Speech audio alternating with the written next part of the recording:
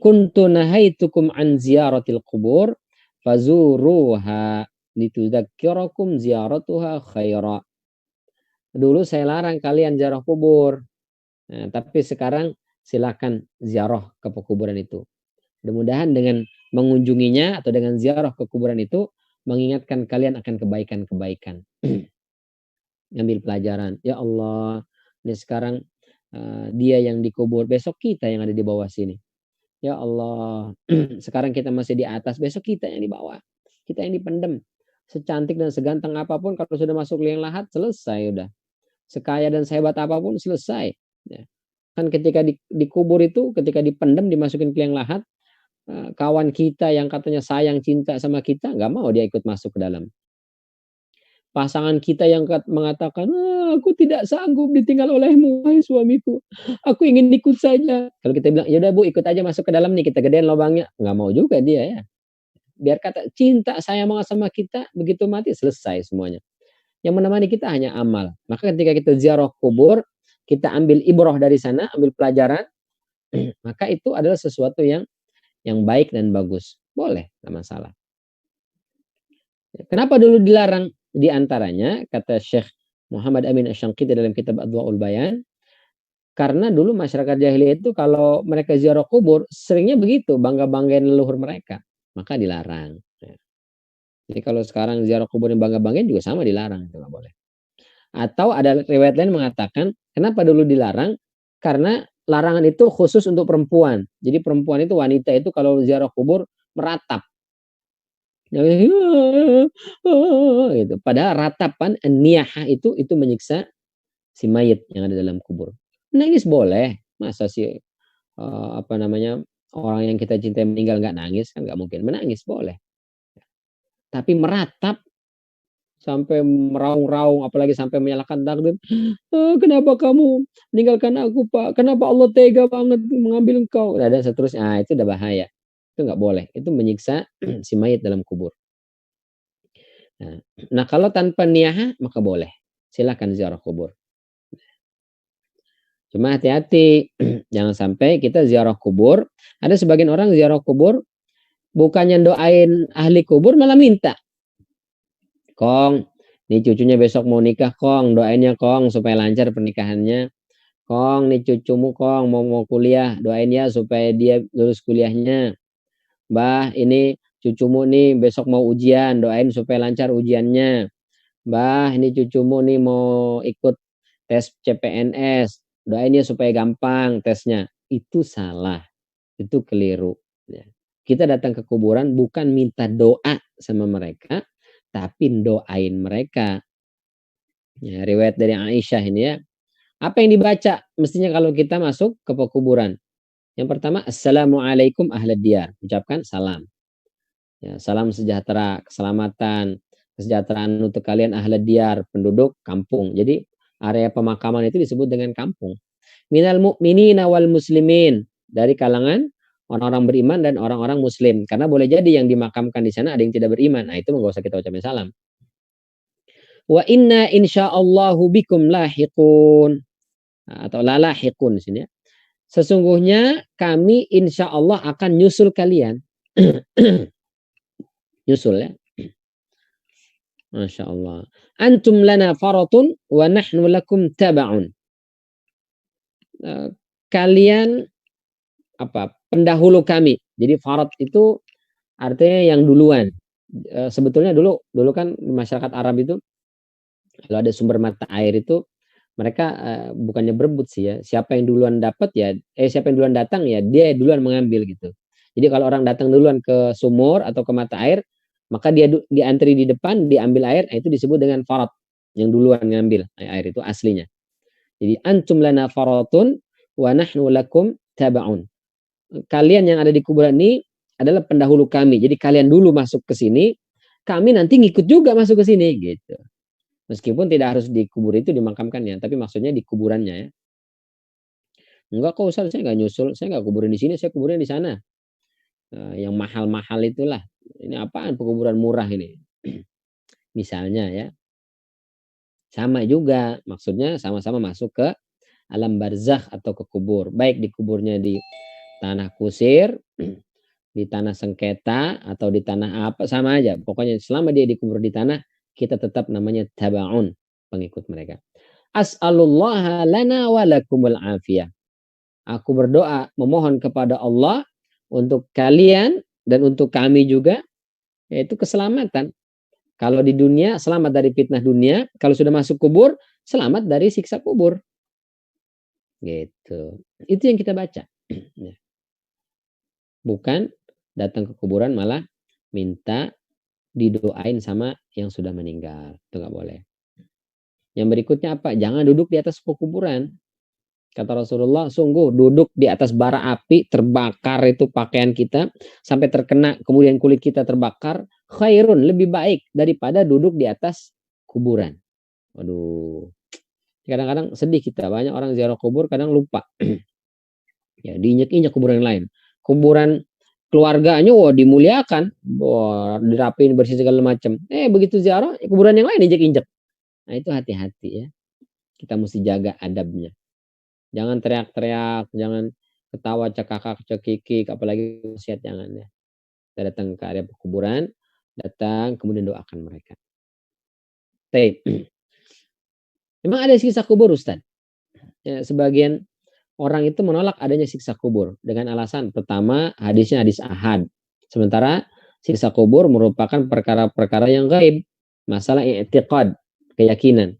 Jadi kalau masalah i'tiqadi atau akidah itu harus yang riwayat-riwayatnya yang mutawatir, jangan yang hadis ahad itu. Apalagi beberapa hadis dhaif menolak siksa kubur. Yang kedua alasannya, mana mungkin ada siksa kubur sementara belum dihisab. Hisabnya kan besok hari kiamat, dibangkitkan dari kubur baru dihisab. Masa belum dihisab, belum disidang, belum ketuk palu, salah apa enggak, kok udah dihukum duluan? Allah nggak adil dong, gitu kata mereka. Jadi siksa kubur mustahil ada atau enggak mungkin ada. Kalau ada siksa kubur berarti menyalahi keadilan Allah Subhanahu wa taala. Kita jawab, yang pertama, bahwa siksa kubur, adanya siksa kubur bukan hanya hadis, Al-Qur'an pun ada. Ayat itu berbicara tentang siksa kubur. Di antaranya surat Ghafir ayat 46. An-naru yu'raduna 'alaiha ghuduwan wa 'ashiyyan. Neraka itu diperlihatkan kepada mereka ghuduwan wa 'ashiyyan, pagi dan petang. Wa yauma taqumus sa'atu adkhilu ala fir'auna asyaddal 'adzab. Dan besok ketika hari kiamat, masukkanlah Fir'aun dan bala tentaranya itu ke siksa yang pedih. Berarti ini berbicara tentang Fir'aun. Dua kali Fir'aun dapat siksanya. Pertama di alam kubur nih. An-naru yu'raduna 'alaiha ghuduwan wa 'ashiyya. Yang kedua besok hari kiamat masuk dalam neraka. Berarti siksa kubur ada. Ayat ini. Yang kedua, mereka mengatakan siksa kubur itu menunjukkan Allah nggak adil karena belum disidang, udah dihukum. Kita katakan bahwa di dunia saja banyak itu dilakukan oleh pengadilan-pengadilan. Koruptor itu tersangka saja, baru tersangka, belum terdakwa, baru tersangka udah diciduk, tangkap, masukin penjara, nunggu di sidang. Selama persidangan itu, ya dia di penjara, bukan di rumah. Sama pencuri, penipu segala macam yang masuk ke persidangan, dia di penjara, ditahan. Nanti setelah ketuk palu, bersalah, dihukum sekian tahun, selama mereka masa ditahan ini, itu menjadi pengurang dari jatah hukuman dia. Tapi sebelum sidang kelar, dia udah masuk penjara duluan. Dihukum duluan. Ada. Dan itu sama sekali tidak menyalahi keadilan Allah Subhanahu wa taala. Bahkan di dunia, hukum siksaan di dunia ada, di akhirat ada. Orang durhaka sama orang tuanya, itu kan dosa. Di dunia dihukum nggak? Dihukum di dunia. Ya, karena durhaka dia sama orang tuanya, hidupnya jadi susah, rezekinya jadi seret, rumah tangganya berantakan, anak-anaknya durhaka luar biasa. Karena durhaka dia sama orang tua. Ada orang menzalimi orang lain, menyakiti orang lain, mengambil hak orang lain. Itu di dunia sudah Allah hukum. Kita juga nih. Nauzubillah min dzalik. Mungkin kita banyak dosa, salah, khilaf. Allah hukum di dunia ini. Dengan Allah berikan cobaan-cobaan. Tapi mudah-mudahan hukumannya itu dalam rangka atau sebagai bentuk kasih sayang Allah Subhanahu wa taala. Kata Rasulullah, "Idza aradallahu bi'abdihi al-khair", kalau Allah menghendaki kebaikan untuk seorang hamba, ajjalalahul 'uqubata fid dunya. Allah segerakan hukumannya di dunia. Dengan apa? Sakit pilek, sakit gigi, apalagi encok, pegel linu, asam urat, rematik. Nah, itu penyakit-penyakit yang kita temui dalam kehidupan kita ini, masalah gundah gulana, galau, bete, apalagi segala macam itu, semua permasalahan dalam kehidupan kita, kalau kita beriman kepada Allah dan Rasulnya, maka insya Allah itu semua sebagai hukuman atas dosa-dosa dan kesalahan yang pernah kita lakukan, penggugur itu semua, sehingga begitu kita meninggal menghadap Allah Subhanahu wa taala, udah bersih, udah dikurang-kurangin di dunia, sehingga besok menghadap Allah udah nggak ada. Hatta, kata Rasulullah, hatta yamshi 'alal ard wa ma 'alaihi khati'ah, sampai dia berjalan di atas muka bumi ini gak ada dosa dan kesalahan, semuanya udah habis dengan sakit-sakit yang dialami selama hidup ini. Masya Allah. Sementara kalau Allah menghendaki keburukan buat seorang hamba, itu amsaka anhu bidzambihi, dia melakukan dosa ditahan dulu, nggak langsung dihukum, simpen, besok hari kiamat baru diberi padanya. Nah, itu ya. Jadi meskipun belum disidang di yaumul hisab, orang itu bisa saja dapat hukuman dari Allah Subhanahu wa taala, siksa baik di dunia, di alam kubur, dan terlebih lagi setelah hisab. Jadi itu sama sekali tidak menghalangi adanya siksa kubur. Yang kedua, sebagian ulama mengatakan siksa kubur ini bentuknya adalah tidak secara fisik. Jadi bukan badannya dihancurkan, dipukul segala macam. Meskipun ada sebagian ulama yang berpendapat demikian. Tapi mayoritas ulama mengatakan siksa kubur itu apa? Yaitu dengan diperlihatkan nasib dia besok di hari kiamat. Diperlihatkan neraka, bagaimana disiksa segala macam. Udah ngeri itu. Ya, nauzubillah min dzalik. Tersiksa udah dalam kubur itu. Sementara mereka yang beriman itu di kubur sudah diperlihatkan besok di surga dapat kenikmatan begini-begini. Wah, senyum, senang luar biasa. Maka di kuburan itu orang-orang beriman itu berdoa kepada Allah. Ya Allah, segerakan kiamat. Udah gak sabar nih pengen masuk surga. Gitu. Sementara orang-orang kafir, para pelaku maksiat, para pendosa, ya Allah jangan kiamat dulu, ya Allah jangan kiamat. Takut dia ngeliat dirinya ada di nerakanya Allah Subhanahu wa taala. Masya Allah. Kira-kira kita yang hidup lebih pro doanya yang orang kafir apa orang beriman di kuburan ya? Roman-romannya sih lebih pro ke orang kafir ya. Jarang kiamat, ntar aja. Masya Allah. Sementara yang beriman dalam kuburan, mereka berdoa tiap hari, ya Allah cepetan kiamat, cepetan kiamat, cepetan kiamat. Jadi siksa kubur itu kata mayoritas ulama adalah bentuknya diperlihatkan nasib dia setelah yaumul hisab, dan itu merupakan siksa yang luar biasa mengerikan. Mohon maaf Bapak Ibu rahmatullahi Allah.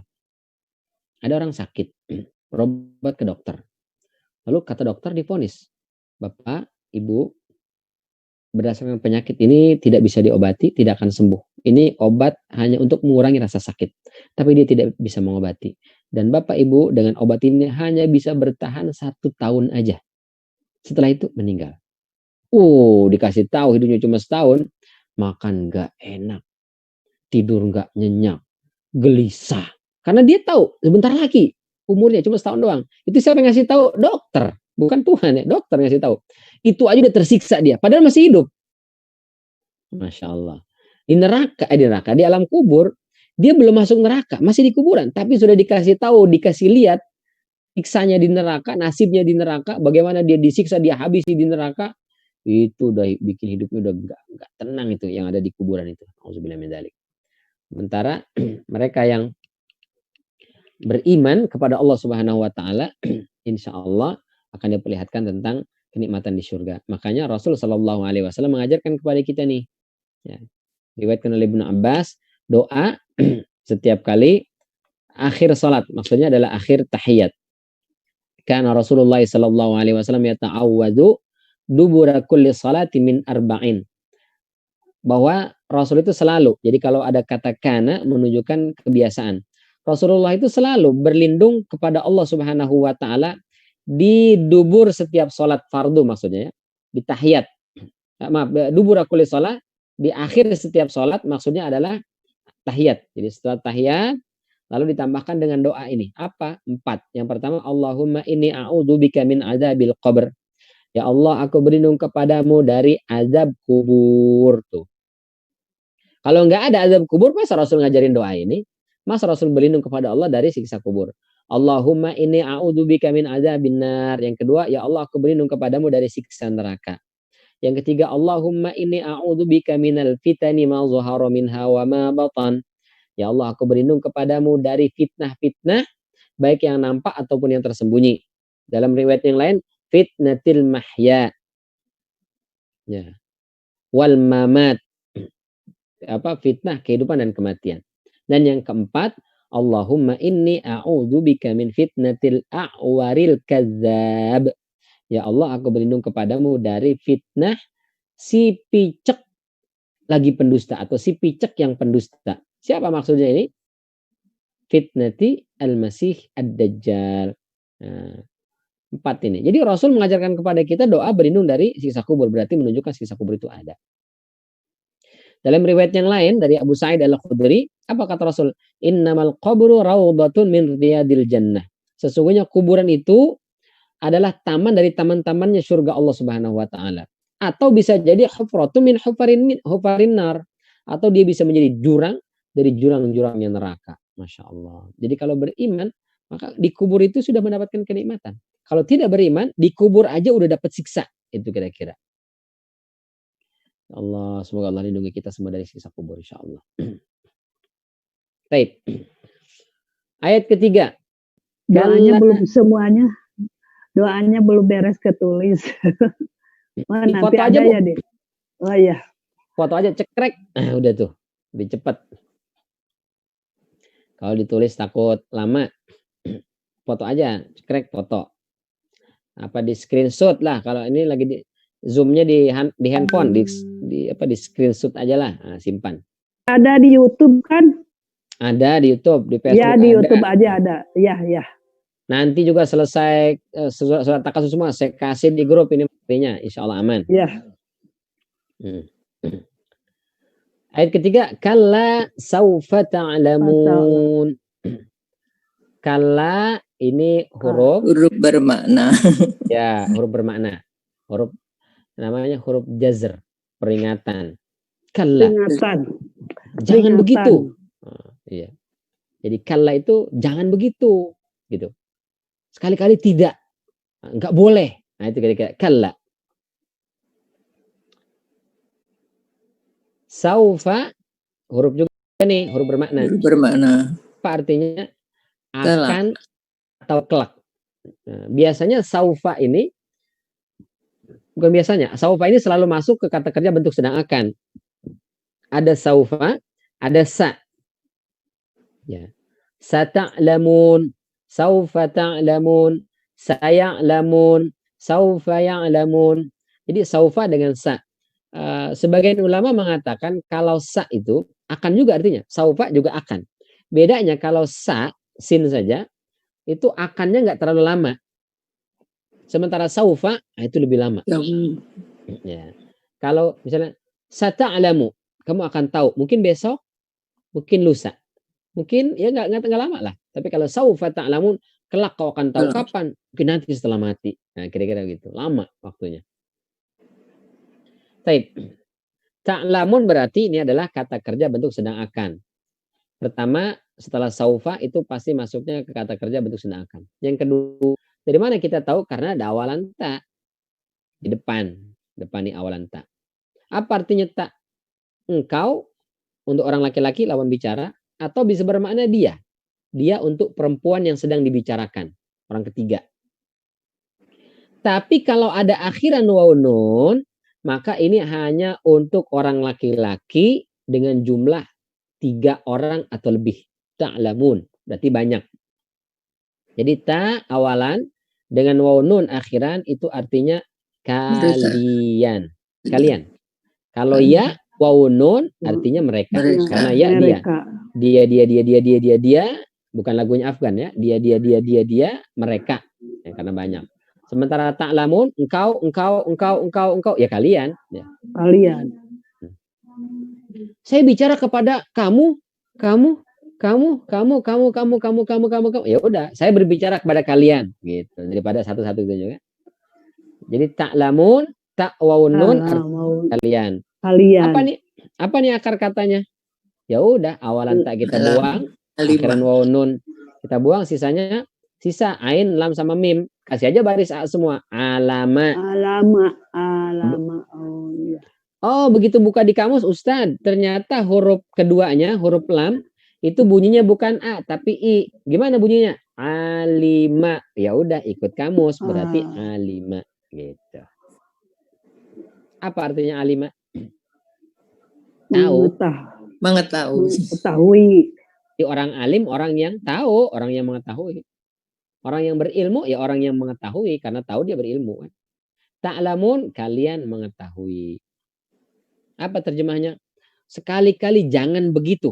Sekali-kali janganlah demikian. Sekali-sekali janganlah berbuat demikian. Apa maksudnya? Tadi kan berbangga-bangga, bermegah-megahan, saling nonjol-nonjolin, saling berbanyak-banyak harta. Jangan begitu. Itu kira-kira. Jangan. Kelak kalian akan tahu. Kelak kalian akan mengetahui. Nah, ini menarik nih. Di manusia itu kalau dia mengetahui bahwa yang dibangga-banggakan selama di dunia itu nggak ada gunanya di akhirat. Nanti akan tahu. Itu kata Ibnul Jauzi. Nah, kata Syekh As-Sa'di, jadi pengetahuan itu atau ilmu ya, ketika ilmu yang benar, itu ketika bisa mencegah pemiliknya dari perbuatan dosa dan perbuatan sia-sia, serta memotivasi memperbanyak amal soleh. Jadi kalau kita berilmu, kita tahu, kita nggak akan begitu. Nah, kira-kira terjemahan ini ya. Kalla saufa ta'lamun, jangan sekali-kali jangan begitu, kelak kalian akan mengetahui. Artinya, kalau dia tahu, dia nggak bakal begitu. Itu kira-kira. Ustaz bener, saya nggak tahu Ustaz. Kalau tahu mah kagak bakal dia begitu. Nah, kira-kira gitu ya. Jadi pengetahuan mestinya membuat kita tidak berbuat begitu. Begitunya dalam tanda kutip, berbuat negatif. Jadi ilmu yang kita pelajari itu mestinya mencegah kita dari perbuatan dosa dan perbuatan sia-sia. Jadi kalau ada orang alim, belajar, punya pengetahuan, punya ilmu, melakukan perbuatan-perbuatan yang nggak benar, ilmunya kemana tuh? Patut dipertanyakan. Ya. Berarti itu bukan ilmu yang benar. Atau ilmunya belum menjadi ilmu yang bermanfaat untuk dia. Pendidikan sih tinggi, profesor doktor. Tapi kok masih gemar berbuat dosa maksiat. Tapi kok menipu misalnya. Nauzubillah min dzalik. Tapi kok menghinakan Allah Subhanahu wa taala, mempermainkan hukum Allah. Kok bermaksiat? Kok percaya sama dukun? Profesor doktor, ya. Belain siapa namanya? Kanjeng tidak taat ya, Kanjeng tidak taat pribadi. Berarti ilmunya belum dalam hal itu ya, belum bermanfaat untuk dirinya. Bagaimana bisa bermanfaat untuk orang lain? Kalau untuk diri sendiri aja enggak. Jadi kita belajar itu menambah ilmu pengetahuan. Nah, ilmu itu membuat kita ini, ya Allah, ternyata perbuatannya kemarin itu enggak benar, tinggalin. Ya Allah, ternyata saya belum ada amalnya, amalin. Ya Allah, ternyata saya kurang, kerjain. Itu begitu. Ya, jadi bukan ilmu itu banyakin di kepala ini tahu, itu tahu, ini tahu, oh banyak kumpulin. Kalau begitu apa bedanya kita dengan komputer? Di komputer juga banyak ilmunya. Kutubut Tis'ah ada di komputer. Rumus Granada ada di komputer. Al-Quran tafsir, semua tafsir ada di komputer. Semua ada. Apa berguna buat komputer? Enggak ada gunanya buat dia. Jadi orang kalau banyak ilmunya tapi tidak berguna buat dia, itu nggak beda dengan benda mati tadi. Nggak ada nilainya.